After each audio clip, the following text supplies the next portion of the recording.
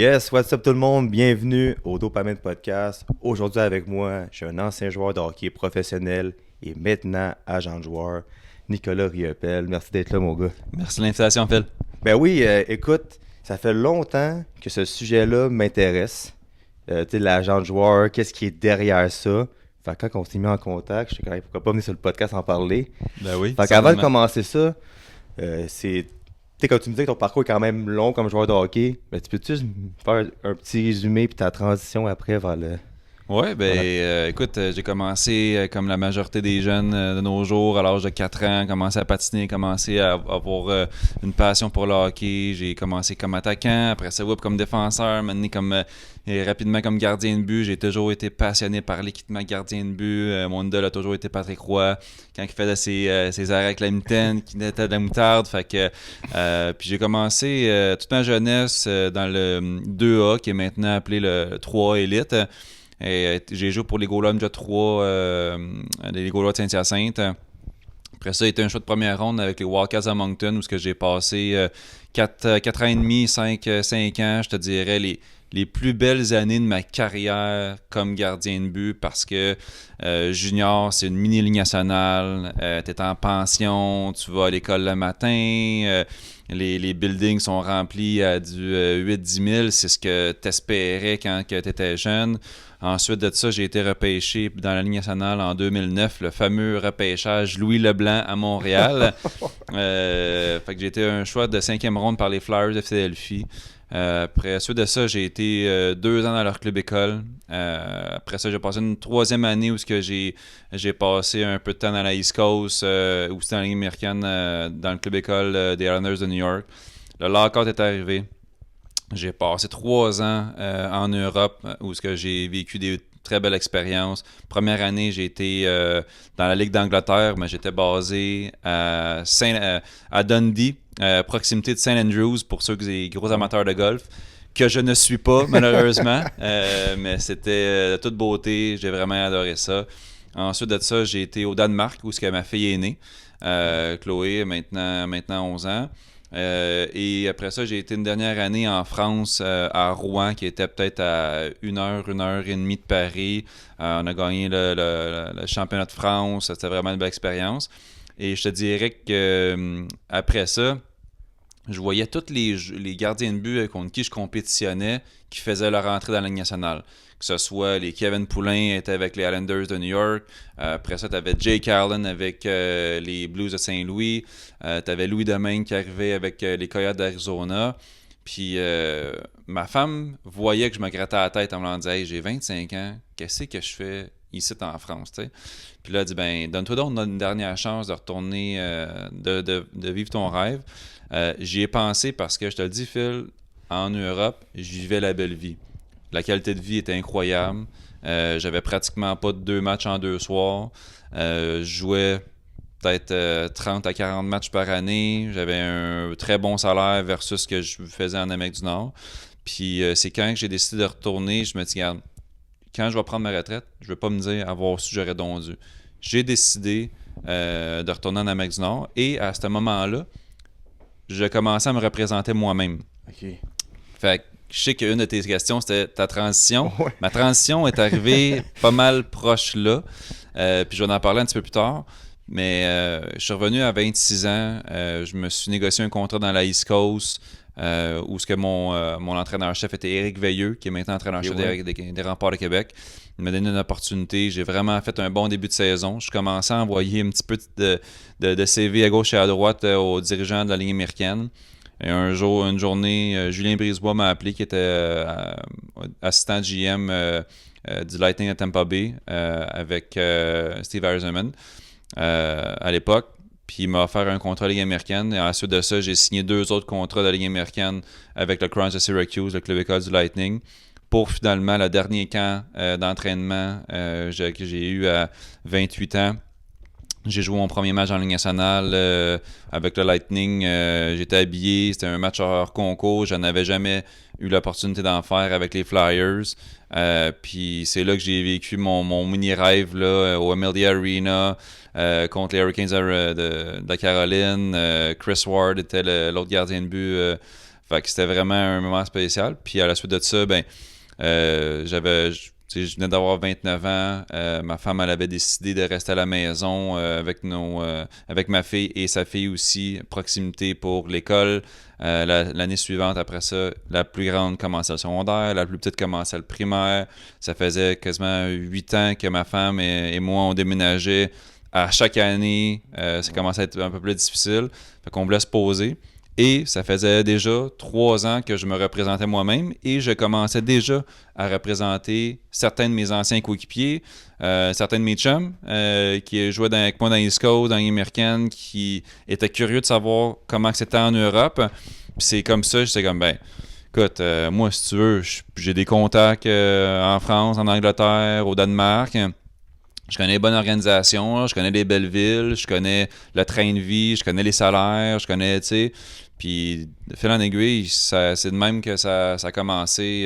Fait que, pour faire un recap de ma carrière, j'ai vraiment connu des très belles années avec les Wildcats de Moncton à la GMQ. J'ai battu tous les records. J'ai été nommé joueur de l'année avec les Wildcats. Puis après ça, ben écoute, comme la majorité des athlètes, j'ai eu des hauts, des bas à travers ma carrière au professionnel, mais j'ai quand même été très heureux de pouvoir boucler la boucle là, avec 10 ans de professionnel. Yes, tout le monde, je prends juste quelques instants pour parler de notre commanditaire Shop Santé. Shop Santé, c'est la meilleure chaîne de magasins de suppléments au Québec. Alors, si tu veux un petit rabais de 10% sur le magasin en ligne, Dopamine avec 2i. Et en plus, ils ont des très beaux produits québécois. Alors, ça vaut la peine. On retourne sur le podcast. Mais quand tu as décidé de te représenter toi-même, est-ce que tu avais un modèle? Est-ce que tu avais quelqu'un ou tu t'es dit, je vais me lancer là-dedans sans vraiment savoir qu'est-ce que je fais? Tu sais, comme maintenant, tu as ton agence. Fait que tu sais, comme quand tu représentes un joueur, tu es beaucoup comme, comme plus d'expérience qu'avant, tu sais, des petites affaires à faire. Fait que c'est comment pour toi de te représenter au début? Puis qu'est-ce que tu as appris par rapport à ça?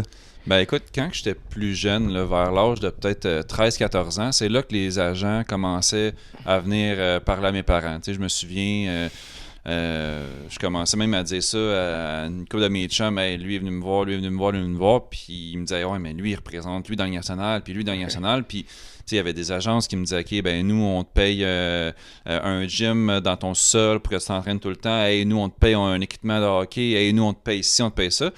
Puis au début, ben, tu sais, j'ai commencé à être représenté par un agent avec qui le coach des gardiens était François Allaire. Donc, je me retrouvais, quand j'étais 13-14 ans, avec les Roberto Luongo, les G.S. Giguère, les Biron, Caron, Fernandez, Corey Crawford. Tu sais, pour moi, c'était comme, my God, là, je veux être comme eux autres, fait que je veux être représenté par la même personne. Puis, ça a été de 14 ans jusqu'à l'âge de 21 ans. Après ça, j'ai décidé, malheureusement, dans sa vie personnelle, il vivait des situations, divorce. Moi, j'étais comme pas mal le dernier de s'aligner. Fait que je voyais que je trouvais qu'il mettait pas autant d'efforts sur moi que moi, je mettais sur moi dans mes entraînements l'été, dans toutes les... comment ça? Tous les efforts que je mettais, puis tous les sacrifices que je donnais, je trouvais que le balancier ne revenait pas nécessairement autant. J'ai décidé de changer pour un plus gros au niveau de la Ligue nationale, avec plus de contacts, avec plus de knowledge. Puis je me disais, lui, c'est sûr qu'il va me trouver de quoi. On s'est parlé peut-être 3 fois la première semaine, puis dans les 2 années suivantes, laisser des messages textes, messages vocaux, des courriels, puis j'avais aucun retour ou très très peu. Fait que là, je me sentais vraiment comme juste un numéro. Fait que moi, j'ai toujours été passionné par le développement du joueur. Tout ce qui était entraînement, nutrition, yoga, name it. Moi, j'étais vraiment un gars qui croyait que si tu étais capable de trouver un petit 2% à gauche puis à droite, c'est là qu'elle allait différencier de la compétition parce que plus tu montes de niveau, la compétition est incroyable. Tu penses que tu es un des tops au Québec, mais là, tu te dis, OK, le gars de l'Ouest, il est pas pire. OK, le gars des Américains, puis le Finlandais à Star, puis l'Allemand, puis le Tchèque. Puis... Fait que c'est pour ça que j'ai été tout passionné par ça. J'ai été beaucoup impliqué au niveau des écoles de hockey de gardien de but, que ce soit avec Franz Jean, qui était mon coach de gardien de but, avec les Wildcats, qui est maintenant depuis 14 ans avec les Lightning, qui fait un travail incroyable avec Veselowski. Puis, tu Oli Michaud, je donnais beaucoup de mon temps aussi à la structure des Gaulois d'Entente Giroir de Saint-Hyacinthe, mon club Ninja 3, parce que c'était à proximité de chez nous. Fait que, puis à un moment donné, je commençais à me faire appeler par des gardiens de but qui me disaient, hey, ben, tu sais, là, c'est l'année de repêchage junior majeur de mon gars.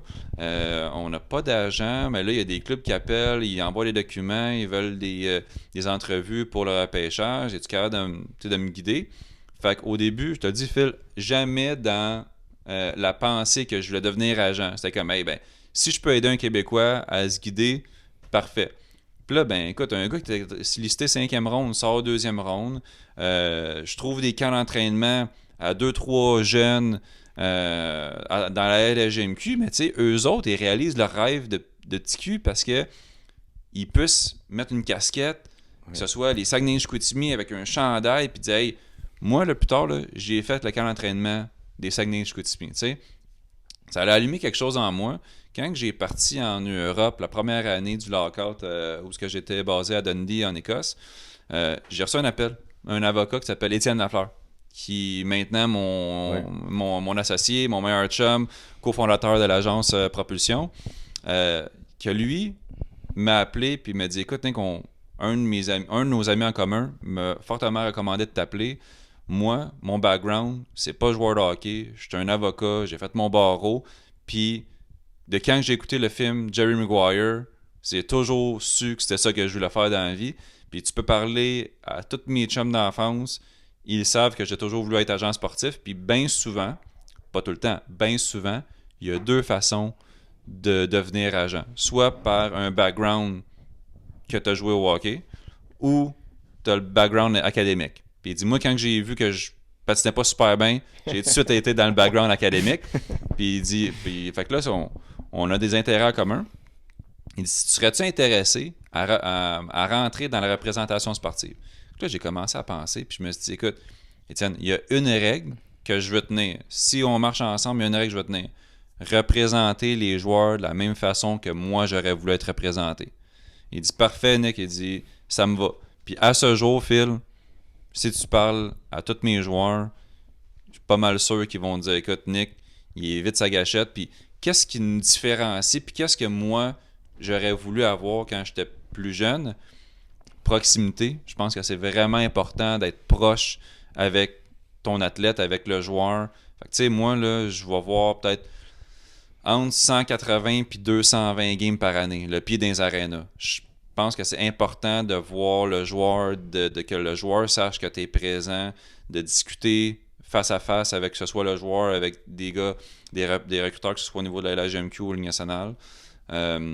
Et aussi accessibilité. Maintenant, avec les réseaux sociaux, t'en as plus. C'est pas comme, hey, j'étais dans mon chalet, j'avais pas de connexion ou j'ai pas pris le fax, là. T'sais, non, c'est appel, message, WhatsApp, Instagram, LinkedIn, name it. Puis moi, ben, du monde qui m'appelle le Luc parce que bien souvent, je suis plus vite que mon nom, tu sais, là-dessus. Moi, avec Bopin aussi. Fait que c'est pour ça que, honnêtement, c'est les 2 choses qui pour moi, je trouvais qu'ils devaient faire une différence. Puis c'est sûr qu'on aime ça promouvoir nos athlètes à travers les réseaux sociaux. Puis, tu sais, voir que, tu sais, on care. Puis c'est là que la transition s'est faite pour que je commençais à un moment donné, je jouais pour le Crowns de Syracuse contre une équipe de la Ligue américaine. Puis j'avais négocié le contrat d'un gars de la Ligue américaine. Tu sais, fait que là, j'étais comme. Puis les joueurs, ils savaient ça.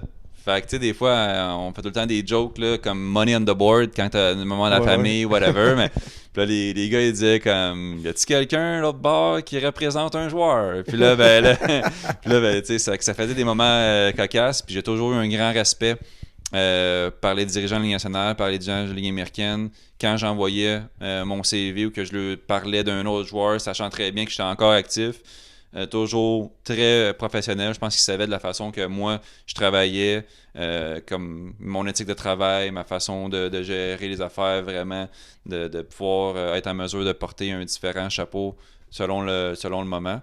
Fait que c'est de même que ça a commencé. Je sentais que quand pour moi, ma vie personnelle, il fallait que je fasse une transition, ben, j'avais déjà les reins assez solides pour pouvoir commencer à entamer un nouveau chapitre. Pour eux, c'est super intéressant. Puis, fait que là, tu dis dans le fond que tu veux donner aux joueurs un peu le contraire de ce que tu as reçu par tes deux agents qui te traitaient moins bien, à ton avis. Fait que pour le monde qui ne savent pas vraiment c'est quoi, mettons, le quotidien d'un agent, peux-tu juste nous dire c'est quoi ton quotidien et aussi, comme qu'est-ce que tu fais pour un joueur ou une joueuse, mettons? OK. Ben écoute, je dis pas que je fais le contraire de ce que les services que j'ai eus, parce que il y a des choses que j'ai aimées, il y a des choses qui ont bien faites puis que mais encore aujourd'hui ils ont du succès. Il y a des fois des choses que j'ai faites différemment. OK. Ouais. Des fois, dans les grosses agences, tu as un système de A, B, C. T'as tes joueurs A que c'est comme hey, c'est l'NHL guys, tu sais. T'as les B où c'est NHL contract, c'est bubble AHL, mais puis t'as les C, c'est comme you're never gonna make it. Tu sais, comme je prends ton appel, mais bon. Mais au début, moi pour commencer, j'étais comme hey, c'est les joueurs C dont les agences ont pas nécessairement beaucoup de knowledge en Europe, puis que moi j'en ai un petit peu. Je vais m'assurer que je leur donne un service de top qualité, tu sais, dont proximité, accessibilité. Puis ça, ben rapidement, il y a tout le temps, puis je suis sûr que tu as fait du sport, Phil, locker room talk. À un moment donné, pendant la saison, il va y avoir un moment où vous allez être sur la route, vous allez souper, puis hey, c'est qui sur le téléphone? Hey, après la game, c'est qui lui? Puis là, ben, hey, mon agent, puis ben, les réseaux sociaux à Star, et comment ça que lui, il promouvoit ses athlètes, puis moi, fait 2 semaines, j'ai été joueur de la semaine, pas un appel, pas un texto, hey, great job, puis ça fait des petits, puis c'est de même que j'ai commencé à rapidement construire ma réputation. C'est quoi le day-to-day d'un agent? Honnêtement, ça dépend des phases de la saison. Parce que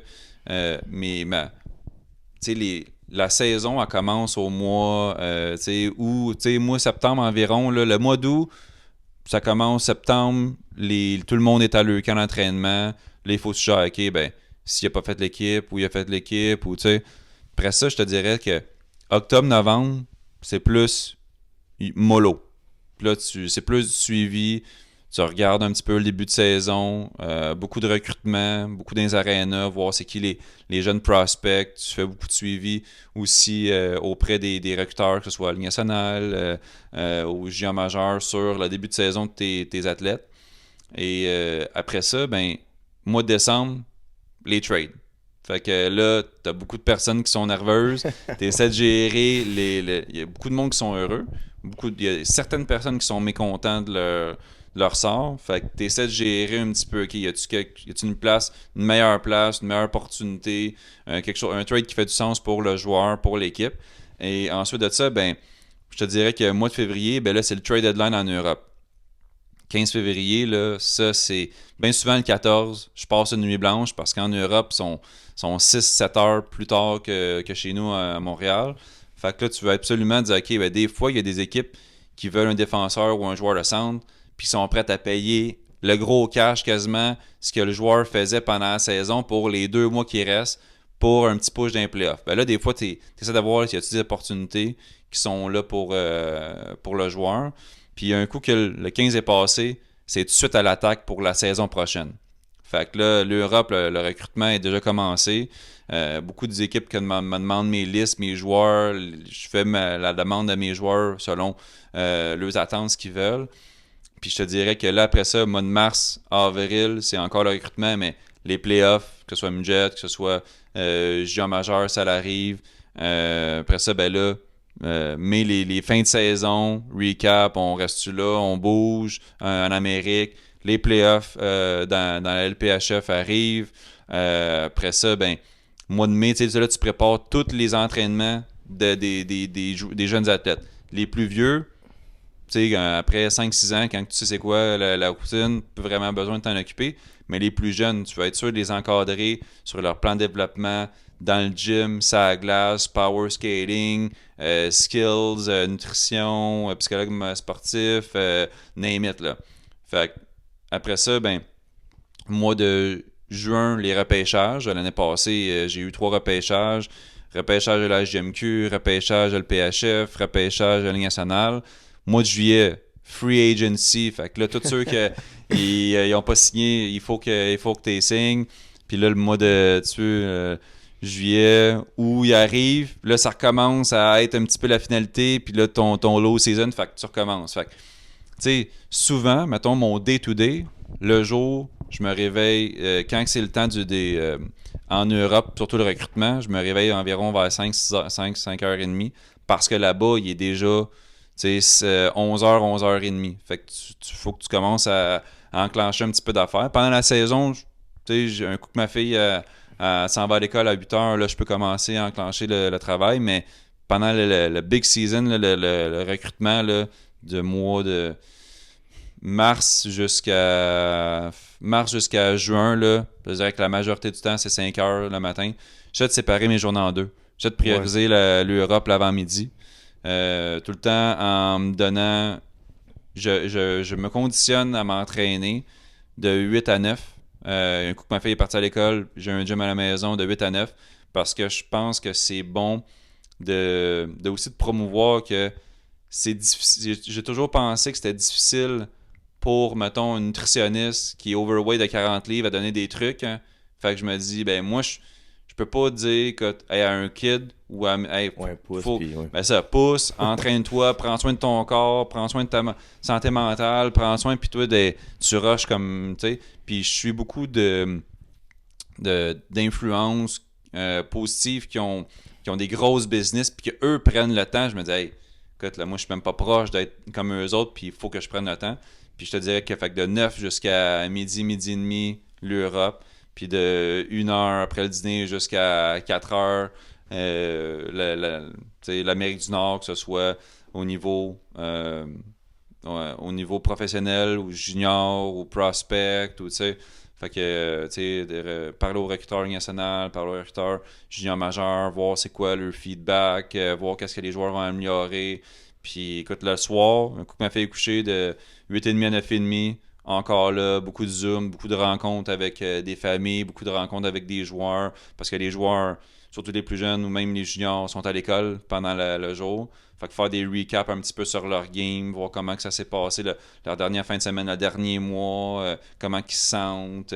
Fait que vraiment comme garder un suivi constant, mais c'est clair que le chapeau d'agent est beaucoup plus large maintenant qu'il l'était dans mon temps, là, déjà 20 ans. Là. Ben, c'est fou pareil hein, comme horaire. Ouais. Puis, est-ce que tu sais, disons qu'un joueur t'appelle, dit hey, c'est quoi t'es un peu, ok. T'es un peu l'incident de Peterson puis Miller à Vancouver, ok? Mm-hmm. Toi, t'es agent de joueur. Ouais. Si, admettons, je sais pas, tu représentes Miller, on va dire. Est-ce que tu peux parler au DG puis vraiment avoir. T'es-tu dans chicane, dans la situation où les agents sont plus à part maintenant ou que vraiment tu représentes ton client comme un avocat, disons. T'es comme t'appelles puis t'es là. Ben écoute, c'est sûr que moi, je prône toujours la communication en premier entre le joueur puis son coach pour adresser la situation.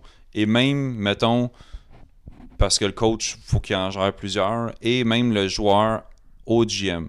Des fois, quand un joueur vit un problème, puis que l'agent appelle tout de suite le GM, puis le GM il dit « Ah, mais Nick, on n'était pas au courant, pourquoi qu'il nous en va parler? » Ça fait comme voyons, comment ça, là, tu sais?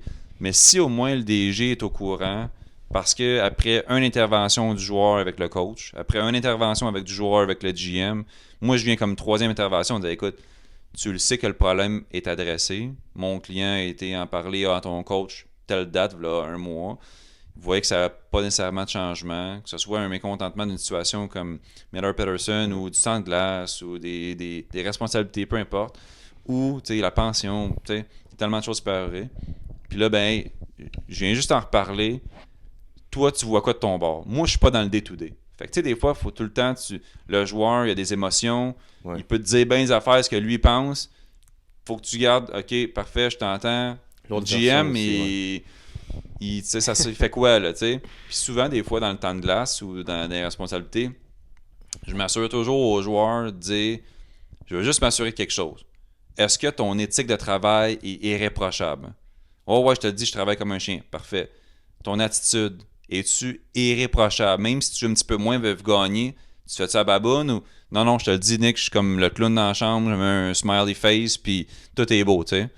Parfait. C'est bon. Parce que moi, ce que je veux pas, là, c'est que je parle au GM, j'essaye, j'ai mes points forts que je veux amener, puis qu'il me dit, hey Nick, t'es-tu sérieux? Il se pogne le cul depuis une semaine, puis il a manqué un curfew la semaine passée, puis sa pension me dit qu'il il game jusqu'à 1h30 du matin, puis là, t'as de l'air d'un cave, tu comprends-tu? Fait que là, c'est pour ça que je veux m'assurer de ça. Mais dans les situations-là, tu veux toujours... Tu sais, la majorité des GM avec qui je communique, c'est tout le temps... Ils ont la même passion que toi et moi, le Phil. Là. Des passionnés de joueurs de hockey. Fait que t'es capable... Ils sont pas nécessairement stiff. T'es capable de leur dire, hey, moi, je vis une situation comme ça. Présentement, mon joueur, il se sent comme ça. Je sais pas si t'en allais parler de cette façon-là. Moi, je peux peut-être te l'amener d'une différente façon de comment que lui me véhicule son message. Mais toi, tu le vois comment? Hey, Nick, c'est sérieux, j'avais pas vu ça de même. Écoute, puis tu sais, c'est drôle que tu me dises ça, mais j'ai vécu une situation dans les 2 dernières années où ce que 2 de mes joueurs qui évoluent dans la même équipe, hein, les femmes s'entendent pas. Les femmes s'entendent pas pour une raison qu'ils n'ont pas la même philosophie d'élever ou d'éduquer leurs enfants. Puis bon, ça a fait des frictions. Puis à un moment donné, j'ai mon joueur A qui m'appelle, puis il me dit, hey Nick, telle et telle situation est arrivée. Puis là, je suis comme, mais voyons, non, ça n'a pas de bon sens. Là, l'autre joueur m'appelle, il me dit, hey Nick, je vais te le dire, moi, puis tu sais, ça a eu des frictions, puis bon, là, tu essaies de gérer la meilleure. Fait que là, l'autre joueur, il dit, ok, mais moi, je peux plus vivre ça comme, trouve-moi un trade. Là, ok, là, ouais, là, tu sais, fait que tu essaies de gérer ça, fait que c'est un petit peu plus tricky à gérer. J'en ai pas géré souvent, mais des fois, ça arrive qu'il faut que tu gères avec ça. Ouais. Fait que là, ton plus gros client, c'est Mackenzie Weegar des Flames de Calgary, que quant à moi, devait jouer dans le cadre nation, mais c'est mon opinion. Ouais. Fait que là, toi, tu es avec lui depuis 2023, c'est ça? J'ai vu ton... Ouais. Mm-hmm. Fait que comment tu as pu avoir lui comme client, puis peux-tu juste m'expliquer la situation? Ou... Ouais. Dans le fond, quand j'ai commencé, il y a peut-être 3-4 ans, j'ai un agent qui travaillait autrement pour une grosse agence me contacté puis me dit, hey Nick, il dit, moi je vois que tu envoies plusieurs de tes joueurs en Europe, puis j'aimerais peut-être ça. Moi j'aime, tu sais, je suis vers la fin là, tu sais, j'aime ça prendre ma retraite. Je connais rien en Europe, puis j'ai un de mes joueurs, Michael Joly, voir si tu aimerais t'en occuper. Hey, Michael Joly, moi j'ai joué contre lui. Il était incroyable, c'était East Coast MVP, joueur américaine, c'est un talent naturel. Je me souviens de lui, Rimouski, à cause du président. Fait que je me dis, ben certain. Puis ce gars-là, je l'appelle l'artiste. Là. Il est en Europe, il est incroyable. T'sais. Parfait. Fait que, fil en aiguille, je travaille avec lui 1 an, 2 ans. Je trouve des très bons contrats au début en Finlande. Il a joué joueur de l'année en Finlande. Je trouve un gros contrat en Suisse après, à Lugano. Fait que là, l'agent me rappelle, il me dit, hey Nick, il dit, j'aimerais ça te faire, quand que le moment va être opportun, j'aimerais ça de te faire rencontrer une personne, un de mes très bons chums. Il m'a pas dit plus que ça. Ok, c'est bon. Je signe Michael Joly un énorme contrat à Lugano pour une durée de 3 ans. Fait qu'il me rappelle, il me dit, Nick, t'as fait une maudite bonne job avec Mike. Il dit, c'est le temps que je te présente un de mes chums avec qui je travaillais dans le temps avec la grosse agence. Mais là, maintenant, il est rendu tout seul. Parce qu'il s'occupe de un joueur, c'est son neveu, puis il s'appelle Mackenzie Weegar. Fait que là, j'étais comme, OK, bon, mais c'est... Ouais, excellent. Fait que moi puis Matt, Matthew Ebbs, qui est l'agent et l'oncle de Mackenzie, on rentre en contact ensemble. Ça a connecté, Phil, là, tout de suite. C'est comme... Lui, ce qu'il cherchait, il dit, moi, j'ai été agent pour une grosse firme. Je me suis détaché de ça parce que je venais de négocier le contrat de Mackenzie de 50 millions pour 8 ans avec les Flames. Puis il dit, Mackenzie, là, il a besoin de quelqu'un qui parle le même langage que lui. Puis dans le temps, on se souvient, il y avait, tu sais, Sutter à Calgary, ça a été difficile un petit peu. Puis il dit, Mackenzie a besoin d'une plus petite boîte, d'une plus petite firme, mais besoin de maximiser sa compensation aussi à l'extérieur de la glace, mais quelqu'un qui parle le même langage, puis quelqu'un que, quand il appelle, puis qui est mécontent ou qui veut, il y a quelqu'un à qui se relier, tu sais. Puis il dit, moi, j'ai toujours été... Matt, il me disait, j'ai quand même encore la passion de vouloir grossir une business. Mais faire le day-to-day comme vous autres, là, d'aller voir 180 games par année, puis des tournois, là, Bantam, là, il dit, moi, je suis plus là, tu sais. Il dit, j'aimerais ça peut-être juste comme rester dans la game, mais c'est vous autres. Fait on a eu un accord que ça a été un très bon fit. On a sorti l'annonce sur Mackenzie après qu'il ait gagné le championnat du monde avec Team Canada. Mais ça faisait déjà comme 5 mois là, qu'on travaillait en arrière avec lui, qu'on allait le voir quand il jouait les matchs à Montréal, quand on allait le voir qu'il jouait les matchs à Ottawa. Puis ça a vraiment connecté, tu sais. Moi, j'ai 35 ans, Mac 31, tu sais, on a joué les deux dans la LHMQ. Lui a joué pour les Moussets d'Halifax. Moi, j'ai vu pour les Wildcats de Moncton. Tu sais, il a commencé ses débuts dans East Coast, un petit peu up dans la ligne américaine. J'ai fait la même chose. Fait que, tu sais, il y avait des similitudes. Puis c'est un gars tellement terre à terre. Il est funny. C'est un poster boy, en voulant dire comme le monde, il l'aime. C'est un fan favorite. Le monde à Calgary l'aime beaucoup. C'est un gars qui est très respecté dans la chambre. Fait que, ça a été juste naturel pour nous de connecter. Puis c'est de cette façon-là qu'on a commencé à bâtir notre relation. Puis je te dirais, Phil, que Mackenzie savait aussi. Et moi, je savais aussi que en l'ajoutant comme joueur, ça allait solidifier notre agence. Mais ça allait aussi ajouter une source de protection de nos prospects actuels qui ont été repêchés en Ligue nationale ou des joueurs qu'on va devoir négocier contre la Ligue nationale dans les prochaines années parce qu'on venait d'ajouter un gars comme Matt qui venait de négocier plusieurs contrats avec pour son neveu et son client Mackenzie. Fait que, tu sais, je te cacherai pas qu'on a des très bons joueurs présentement que dans les dernières années, les grosses agences sont venues attaquer puis dire OK, ben, il va falloir que tu changes parce que lui, mettons, il n'y a pas de joueur national, il va falloir que tu changes parce que lui, il n'y a pas de contrat de négociation nationale. Fait que ça, ben, ça venait juste comme solidifier. Fait que c'était vraiment un bon fit autant pour le clan de Mac puis le nôtre aussi. Ah, mais écoute, c'est comme un coup de circuit quand on y pense, là. Ouais. Puis c'est des concours de circonstances aussi, c'est fou, hein. Tu l'appelles. Ben, on dit souvent, hein, c'est qui que tu connais, puis être à la bonne place au bon moment, puis dans ce moment-là, ben, j'ai coché 2 cases. Okay.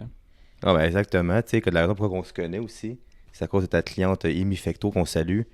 Ma question par rapport à ça, je sais que tu es l'agent d'Amy puis de Anne-Renée Desbiens. Ouais. Il y a 2 ans, il n'y avait pas de ligue. Non. Fait que toi, c'était quoi ta vision t'es comme par rapport de signer Amy puis Anne-Renée? Est-ce que tu voyais de quoi? C'est quoi la situation au juste? Quand Étienne puis moi, on a commencé à travailler ensemble, on a toujours voulu travailler avec le côté féminin. Okay? Ça a été clair, on voyait ça, on voulait. Puis ça a été un ami en commun parce que Anne-Renée et moi, on fait nos habits à la même place avec Glorious. Puis à un moment donné, ben, tu sais, je voyais ça, moi, là les Olympiques, tu sais, médailles d'or, puis les championnats du monde. Puis je le sais que le hype alentour du hockey féminin avant la LPHF n'était pas nécessairement là. Tu sais, moi, un fan de hockey, j'écoutais tout le temps les finales, j'écoutais tout le temps les tournois, les événements. Puis à un moment donné, ben, c'est un ami en commun qui me disait Hey, tu sais, connais-tu Anne-Renée Desbiens? Elle habite pas loin, elle se fait faire ses sauts ici. Je pense qu'elle aimerait peut-être ça changer de représentation, peut-être pas nécessairement satisfaite. Fait que là, ben, Anne-Renée Desbiens, gardienne de but. Moi, mon background de gardien de but. Tu sais, je le connaissais. Fait que là, je suis comme, ben, pourquoi pas? Ça serait peut-être justement tellement une belle opportunité. Fait que une belle puis une grosse opportunité. Tu sais, Anne-Renée, il y a 2 Québécoises qui jouent pour l'équipe nationale. T'as Marie-Philippe Poulin, t'as Anne-Renée. Fait que puis je voyais que son prochain cycle olympique était là aussi, qui va être en 2026. Fait que je me suis dit, ben let's go. On s'est rencontrés, on a fait des rencontres, 2-3 rencontres. Elle était satisfaite de voir ce qu'on pouvait donner. Puis oui, c'était beaucoup d'inconnus, honnêtement. Anne-Renée, elle a travaillé tellement fort, elle était tellement, elle, puis son groupe, je me souviens, on a commencé, quand on travaillait ensemble, fait des petits showcases à gauche puis à droite là, au Canada, aux États-Unis, juste pour promouvoir la Ligue féminine, la PWHPA, qui voulait comme justement une association, puis qui voulait une ligue. Puis là, avant, tu avais 2 ligues séparées. Tu avais comme peut-être la venue de la LPHF, tu en avais une autre aussi qui était comme qui était séparée. Quand on tout regroupé ensemble, là, les conventions collectives à gauche puis à droite. Fait qu'honnêtement, ça a été une belle surprise. L'année numéro 1 a été beaucoup d'ajustements. Est-ce que ça va pogner? Ça va-tu durer? La convention collective, elle tient-tu debout? Puis là, quand on a vu là, que ça remplissait les centres belles, puis ça, que même la place à Verdun, il n'y avait quasiment pas de tickets, tu peux quasiment pas aller les voir jouer. Fait que là, c'est là que là, ça remplissait la place belle à Laval. Là, c'est là qu'on voyait, OK, ça va tenir pour un bout. Et, fait cocasse, j'ai reçu beaucoup de demandes de représenter des joueuses avec l'autre ligue indépendance avant la venue à la PHF. Puis je disais tout le temps à Étienne, non, je veux prioriser Anne-Renée. Non, Anne-Renée, c'est comme... C'est elle, notre Vasilevskiy, tu sais. Vasilevskiy, c'est Anne-Renée Desbiens. Fait que non. Fait que tant aussi longtemps qu'on ne saura pas quelque chose de solide, non. Et on le sait que au niveau féminin, la rémunération en termes de salaire n'est pas la même qu'au niveau masculin. Fait que c'était vraiment important pour Anne-Renée aussi de maximiser sa compensation à l'extérieur de la glace en termes de commandite. Comment je vais dire? Tout ce qui était pour l'aider à passer au prochain niveau. Puis je te dirais que ça, c'est quelque chose qu'on n'était pas nécessaire. C'était un petit peu d'inconnu pour nous autres. On commençait, on disait pas aussi qu'on était les Top Guns, on n'était pas, tu sais. Fait qu'on a beaucoup appris là-dedans à se faire des connexions, des associations, de la promotion aussi pour Anne-Renée. Et c'est elle qui m'appelle un jour, là, 1 an et demi environ. Elle dit là, Nick, là, je sais que tu veux pas ajouter de joueuses, là, mais écoute-moi celle-là. Il faut que tu apprennes. Fait que là, je dis OK, c'est quoi son nom? Elle dit Amy Fecteau. Elle s'entraîne avec moi à Verdun l'été, est capitaine des Stingers de Concordia. Elle a tout gagné. C'est une boss run. Elle a de l'éthique de travail. C'est une joueuse de hockey. Je te le dis. Puis il y a d'autres mondes qui commencent à la cotiser. Puis faudrait pas que tu passes à côté. Bon, mais OK, parfait. Je vais faire mes recherches. Je vais avoir regardé 4-5 entrevues de ce que Amy elle a donné. Je voyais sa personnalité, je voyais... j'ai été la voir à plusieurs reprises à Concordia avant de comme prendre une décision. Puis quand je l'ai vu jouer avec son hockey sense, son leadership, son compete level, son niveau de compétition, sa grit... dans le jargon, on dit qu'elle a un petit peu de fuck you en elle, tu sais. Fait que tu sais, de la façon qu'elle était clutch aussi d'un gros moment, elle était tout le temps présente, elle jouait des gros rôles, que ce soit offensivement, défensivement, était très bien coachée aussi à Concordia. Fait que puis là, ben, elle voulait jouer dans LPHF, surtout sachant qu'il y avait une ligue maintenant. On a commencé à discuter, on a eu peut-être 2 rencontres. Le fit a très bien passé. Puis on a commencé à travailler ensemble. Je l'ai assisté là, pour son repêchage à Minnesota, qui s'est bien passé dans toute cette situation-là. Beaucoup d'émotions. Mettons que la main puis les jambes à Amy shakaient plus que le repêchage avançait, parce qu'on sait qu'il y avait juste seulement 42 choix. Fait que plus que les rondes avançaient, là, plus qu'elle espérait d'être repêchée. Puis écoute, ça a vraiment bien tombé avec les Sirens de New York. Puis après ça, un très beau camp d'entraînement. Elle a très bien performé. Elle a connu une grosse été. Si un contrat de 3 ans, très heureuse là, elle joue des grosses responsabilités. Elle a été dernièrement promue sur le deuxième trio maintenant. Fait que non, ça va bien. Fait que j'en ai pas 15 joueuses, mais j'ai toujours dit comme qualité avec quantité. Puis je suis vraiment content présentement dans la place où on est.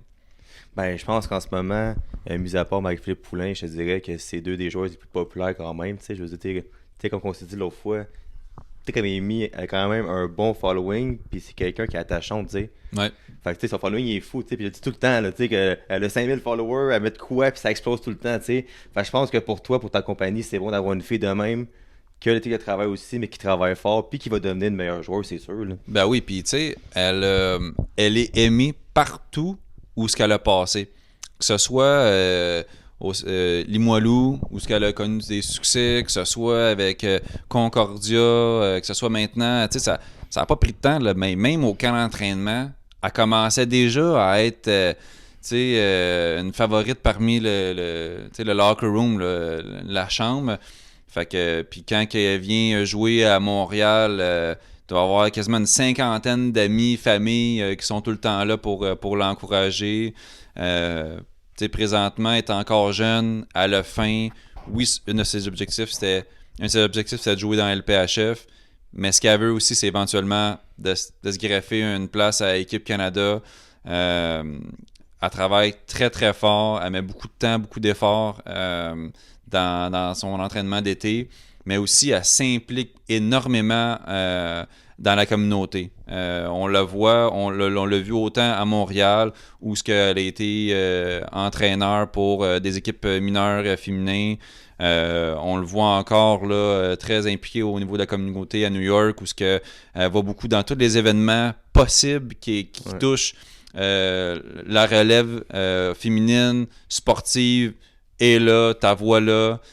C'est pour ça que souvent, ben, elle devient une fan favorite là, assez rapidement par tout ce qu'elle passe. À West Orange, New Jersey. Ouais. J'ai vécu là 1 an quand j'étais jeune. Ouais. Fait que là, je veux pas oublier tes joueurs d'Europe aussi, Ouais. puis tes juniors. Fait que là, on a parlé de Mackenzie, que lui, c'est top dog, tu sais, puis des filles. Mais comment ça marche pour un gars en Europe, disons? Ben écoute, en Europe, puis des fois, le monde, ils me disent « Hey Nick, tu sais, t'es-tu une agence européenne? » Non, je suis pas une agence européenne. C'est juste parce que le monde en Amérique du Nord, ils se disent « Ben, les joueurs de hockey professionnels sont tous millionnaires? » La réponse est non, ça c'est pas ça. Fait que, tu sais, oui, sur la Ligue nationale, ils en font de l'argent. Puis oui, sur la Ligue américaine, ils peuvent en faire de l'argent. Mais j'ai beaucoup de joueurs qui ont décidé de faire une transition vers l'Europe, que ce soit les frères Grégoire, Jérémy Grégoire, Thomas Grégoire, qui décident, tu sais, Jérémy joue présentement à Vienne, c'est pas Laval. Tu sais, je pense que la qualité de vie est très différente. Que ce soit Thomas qui joue présentement en Suisse à Cloten, ça aussi, là, c'est pas, tu sais, fait que c'est pour ça que, puis en termes de salaire, tu sais, bon, mais j'ai Antoine Bibeau qui a joué dans la Ligue nationale, qui a joué beaucoup de matchs dans la Ligue américaine, qui a lui fait une transition. Brandon Davidson qui joue présentement en République tchèque. Il a joué à Montréal, lui, hein? Oui, exactement. Il a joué 180 matchs dans la Ligue nationale, souvent pour les Islanders. Le Canadien, il a joué en Suède, aussi en Tchèque. C'est que, la qualité de vie est très différente. Tu veux voir du pays. Tu sais, maintenant, Phil, là, tu me dis, hey, je vais aller passer 10 jours à voyager l'Europe, là. Ben, t'es mieux d'avoir fait des économies, là, parce qu'en bas de 10 000, là, tu vas pas ben loin, là, que ce soit avec les vols, tout. Les gars, là-bas, sont payés déjà à pouvoir voyager. Souvent, pendant la saison, tu as 3 national breaks, des pauses de l'équipe nationale, qui fait que les joueurs étrangers ont peut-être 7 à 10 jours qui peuvent voyager. Fait que des fois, moi, ce que j'aime, c'est que tu sais, mes joueurs ou les femmes des joueurs, parce que c'est pas mal eux autres qui publient plus que les joueurs, de les voir voyager en Italie, de les voir voyager à Budapest, de les voir voyager à Copenhague, au Danemark, ça me rend heureux de voir qu'ils sont capables d'avoir tellement de souvenirs, puis de donner ça à leurs enfants. Tu sais, j'ai des joueurs que ça fait 7 ans qu'ils jouent en Allemagne, les jeunes enfants, ben, ils parlent maintenant français, anglais, allemand. Ils vont peut-être avoir le passeport allemand. Fait que c'est ça qui fait la beauté de l'Europe.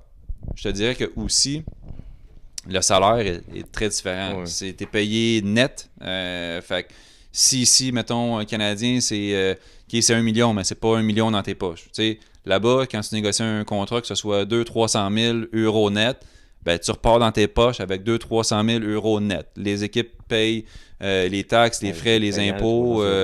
C'est exactement, tu sais. Bon, le joueur qui joue dans la Ligue américaine, dans la Ligue nationale, puis qui est habitué à un horaire de 80, 75, 80, 82 matchs, puis que là, il se retrouve en Europe à 50, 55, il n'y a pas de back-to-back. Fait que tu joues pas de 3 en 3 ou de vendredi, samedi. Tu joues bien souvent le mardi, le vendredi, dimanche. Le traveling, tu sais, c'est peut-être... le plus loin que tu vas, c'est 5-6 heures. Tu sais, c'est pas comme... Dans East Coast, là, moi, je trouve des fois, je voyageais des 13, 14, 15 heures, là, puis c'est des 3 en 3, puis tu manges ton hamburger fret avec, tu sais, fait que c'est pas la même chose. Fait que la qualité de vie est vraiment différente. L'intensité est différente. L'ambiance en Europe, souvent, j'ai des parents qui vont voyager en Europe. Tu sais, j'avais à la Spengler Cup, qui est comme le plus gros championnat en Europe, là, joué pendant le temps des fêtes, pendant Noël. J'avais 4 gars pour l'équipe Canada. J'avais un autre joueur, un autre Québécois, Benjamin Tardif, qui jouait pour Karpat, le club en Finlande. Puis, certains de leurs membres de leur famille allaient là pour la semaine qui était à Davos, en Suisse. Le monde me dit « Hey, l'ambiance, t'as pas ça t'as pas ça au Québec, t'as pas ça en Amérique. » Tu sais, comme, oui, à Montréal, Canadien, les séries, c'est quelque chose. Mais là-bas, c'est gagne ou perd. C'est le monde, il n'y a pas de... Bien souvent, les arénas n'ont pas de siège. Parce que le monde sont automatiquement debout. C'est les tambours, c'est les trompettes, c'est les sirènes, c'est les chansons. Quasiment chaque joueur a une chanson destinée. Tu t'entends pas sur la glace.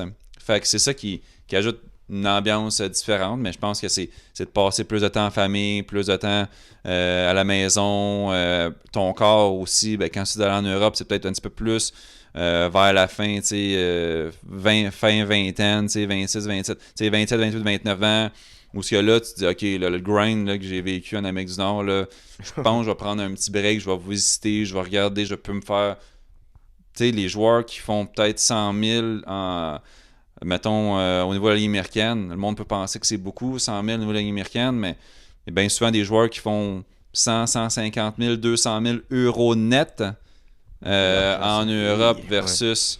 Puis là, selon certaines ligues, les frais d'agent sont payés, les flights sont payés, ton appartement est payé, tout à l'intérieur, électricité, chauffage, câble, tout est payé. Il y a des équipes qui fournissent même le bill de cellulaire. Tu as la voiture fournie, tu as les visas de travail pour ton joueur, ta femme, tes enfants, tu as les écoles. Fait que là, tu commences à faire le calcul. Tu dis, OK, je commence est-ce que je continue à grinder, moi, là, à 82 matchs dans le boss en Amérique? Fait que c'est pour ça que j'ai décidé de maximiser mon knowledge en Europe pour que ça me puisse me permettre de m'investir en Amérique. Ah oui, puis tu sais aussi, ben oui, c'est sûr. Puis tu sais, souvent, tu vois des gars, souvent ici, les Lions de Trois-Rivières, que les gars se font suspendre pour aller en Europe. Là, je comprends. Exact, c'est ça. Puis tu sais, un gros salaire dans East Coast, là, c'est entre 25 et 30 000 brut, là. Fait que, puis ton appartement est fourni, mais des fois, tu es peut-être un appartement avec 2-3 autres gars. Fait que, tu sais, je te dirais que entre ça puis ce que tu as à faire en Europe, là, c'est même pas comparable. Les gars de la cause que si dans l'espoir d'aller dans une échelle en cause parce qu'ils veulent pas aller en Europe. Il y en a que oui. Il y en a que oui, Phil, qui se disent « Hey, moi, là, si je suis capable, mettons, je signe un contrat de Ligue américaine, mais que je me ramasse dans East Coast ou hey, je suis dans East Coast, j'ai une bonne saison, je peux me claquer comme 5-10 games. » Il y en a que pas leur but, mais un de leurs buts, c'est de jouer dans la Ligue américaine. Puis si tu t'établis 1 ou 2 games dans la Ligue américaine, ils vont peut-être pas voir leur l'année prochaine. Puis là, tu sais, on en a vu des belles histoires. Il y en a à chaque année des belles histoires de gars qui ont commencé à East Coast. Après ça, tu sais, Jacob Gaucher avec les Flyers, commencé à East Coast, jamais été repêché en national. Si les contrats de Ligue américaine à 2 volets, après ça, tu sais, puis Jacob n'est pas un de mes clients, mais je suis quand même capable d'apprécier qu'un Québécois a commencé quand même fait son rêve, a accompli son rêve, le fait qu'il a grindé là, à partir de la East Coast. Mais c'est ça. Fait que c'est vraiment différent au niveau de la East Coast, mais il y en a qui sont bien. J'ai Anthony Beauregard, moi, pour les Lions de Trois-Rivières, il connaît une très bonne saison. Bon, mais lui, sa copine, elle vient de Trois-Rivières. Lui, il vient de Saint-Hyacinthe, c'est 45 minutes. Le setup à Trois-Rivières est un des plus beaux dans East Coast, dans la ligue. Il aime ça. Il aime ça. Tony, c'est un gars de gang. C'est un gars qu'il faut qu'il se sente, qu'il y ait des chums à gauche et à droite. Je pourrais y avoir 4 fois ce qu'il fait présentement dans East Coast en Europe. Mais c'est pas ça qui va le rendre heureux. Lui, là, quand il est en Europe, il a connu des bonnes saisons. Mais à chaque fois que les saisons en Amérique commençaient, il se disait ah, Nick, tu sais quoi, man, j'aimerais ça, tu sais, je vois, là, j'aimerais ça, tu sais, mes chums, ma famille. Puis là, ben, depuis qu'il y a une copine à Trois-Rivières, c'est un petit peu plus difficile de le déplacer de là. Fait que là, pour terminer, ça fait déjà quasiment 1 heure qu'on parle, pas 45 minutes. Ça va vite pour le podcast. Ben, ouais, c'est correct. Pour finir avec tes joueurs juniors, peux-tu nous parler de tes bons clients ou qu'est-ce qui se passe là-dedans un peu? Oui, ben écoute, mes joueurs, tu sais, on a eu mon premier vrai gars que j'ai moi-même recruté là, à partir de quand il avait 14 ans à maintenant, qui est rendu à 18 ans, il est repêché Ligue nationale, c'est Alexis Bernier, défenseur de Saint-Valérien, qui a joué son midget avec les Gaulois de Saint-Hyacinthe, qui a été un choix de deuxième ronde par les Dracars de Bécomo, qui a joué à 16 ans, qui a connu une très bonne saison à 17 ans. Mais Alexis, la beauté de ça, c'est que lui, il a grindé parce qu'il n'y a pas grand monde qui croyait en son potentiel ou en lui. Jamais été invité d'un Team Québec moins de 14, jamais été invité des moins de 15, jamais invité des moins de 16, jamais des moins de 17, même pas été invité à la game Top Prospect Game avec un pêchage. Mais il a reçu un vote de confiance là, en étant invité là, au NHL Combine, où il a fini parmi les top 10 dans, je pense, 80% des tests physiques. Sorti début de troisième ronde, Kraken de Seattle, premier défenseur québécois à avoir été sélectionné. Très fier de lui présentement. Il joue 18 ans, assistant capitaine avec le Drakkar de Bécomo, connaît une très bonne saison. Fait écoute, lui, c'est une de nos plus belles fiertés comme agence parce qu'on sait que de où il est parti, de quand on a commencé à travailler avec. Puis c'est un gars qui est tellement terre à terre, c'est un gars qui est loyal, c'est un gars qui sait ses limites, qui sait dans quoi qui est bon. Puis un type de personne ou un type de défenseur qui s'en fait de moins en moins. Tu sais, le fuck you, le rat, le fearless, 6 pieds 2, 6 pieds 3, droitier. Puis lui, des fois, c'est drôle parce que quand au Combine, les équipes l'approchaient puis l'interviewaient puis demandaient, tu sais, des fois, quel type d'animal tu te compares, quel type de char tu te compares. Puis lui, il disait tout le temps un truck. Parce que lui, c'est un farmer, il dit un truck. Il dit, je peux te faire une belle petite balade, mais il dit, quand c'est le temps d'aller où ce que ça pue, là, je vais y aller. Ah, fait que les équipes aimaient ça parce qu'ils s'identifiaient très, très, très bien. Puis c'est ça qui l'a fait qu'il a été pêché début de troisième ronde. Fait que non, écoute, d'autres très bons jeunes qui s'en viennent là, pour les prochains repêchages. On est très heureux, très excités. Fait que les 2-3 prochaines années à venir là, vont être intéressantes. Yes, puis toi personnellement, que je te souhaite, puis c'est quoi aussi un peu ton équilibre entre voir 180 matchs par année pour avoir une femme et des enfants puis tout. Ouais, ben écoute, je suis très chanceux d'avoir une femme là, qui me permet de voir autant de matchs.